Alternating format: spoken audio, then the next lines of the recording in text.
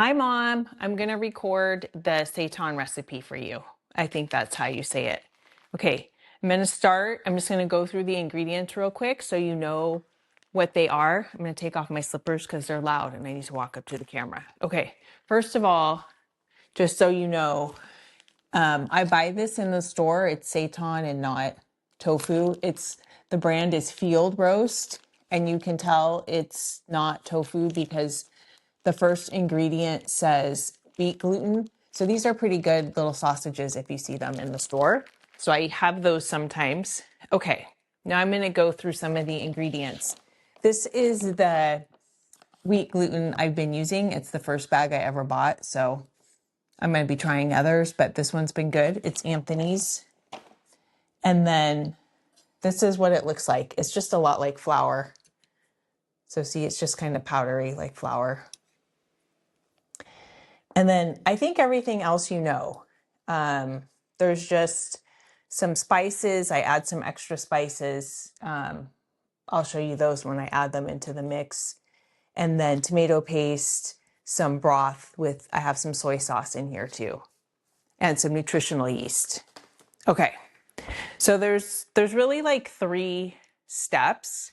First is just mix the dough. You just mix it like it's just dry, all these dry ingredients in this broth and soy sauce, and I just do it in this food processor, and then I take it out and knead it and shape it, and then finally I boil it in a little bit of broth for like 45 minutes.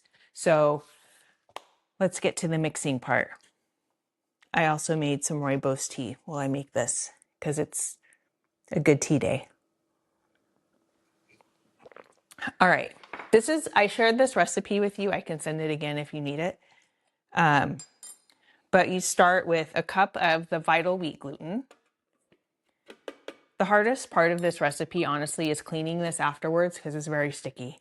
It's kind of doughy and sticky. So a cup of the wheat gluten, 1/4 cup of nutritional yeast, and then I have all the spices here. So the recipe calls for 1 teaspoon each of garlic powder, onion powder, and smoked paprika. I do extra smoked paprika, like 1.5 to 2 teaspoons. I also add this. It's called Za'atar. It is a mix of marjoram, thyme, and sumac. And I think just adding any additional herbs is helpful. It doesn't matter what they are. You could add like poultry mix or something like that. But I feel like it just needs more spices. And then I add a little bit of chili flake, even though it doesn't add any heat to it. I think it's just a nice taste. So yeah, I'll just get all these added in here. And then that's all the dry ingredients. I like to just pulse it really quick. So this might be loud. Hold on.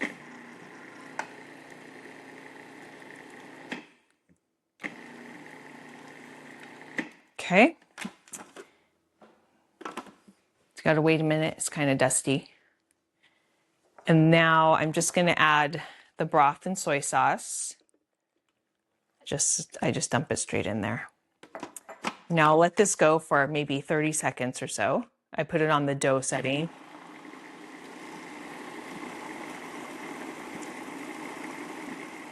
So you can see it pretty quickly. It gets kind of dough-like and comes together.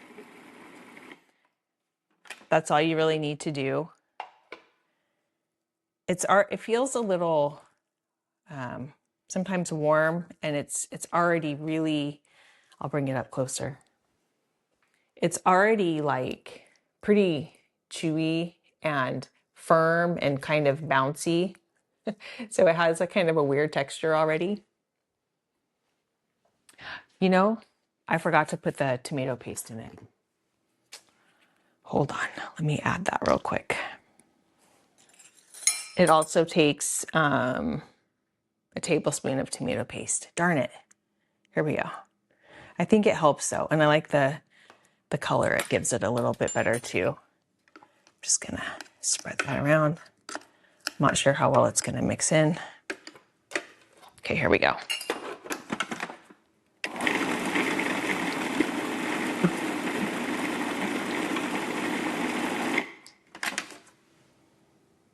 Okay, that seems pretty mixed in.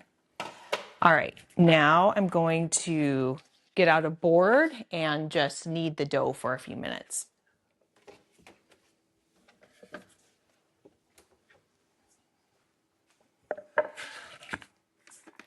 So it's pretty easy to work with. At this point, it doesn't seem like it's that sticky or anything. It's just when you wash it, you can tell it's really sticky. So there was a little bit of powder left in the bottom. So I just knead it now until it all kind of comes together. And you can tell it looks smoother. It actually smells pretty good already. It smells pretty much like the final product. So I just knead it. This recipe tends to make a smaller amount than some of the other recipes I've done. It only uses a cup of flour where the other ones use like more than 2 cups, and it makes a lot. All right, so that looks pretty good. It's kind of come together. Just kind of put it in kind of a loaf shape. Okay, I'm gonna start the broth right now. So the broth, you just keep on a low simmer and put it in there for about 45 minutes. I think you could just put this like little loaf into the broth directly.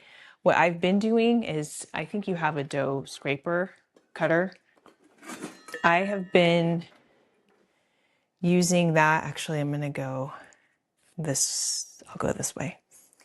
It kind of makes a nicer texture of the finished product if you, I kind of stretch it out. It's very like, has a lot of pull right now. It's very springy. I sort of stretch it a little bit into like a rope, and I twist it while I'm doing that. It will kind of start breaking in some points, so then I just stop twisting and pulling there.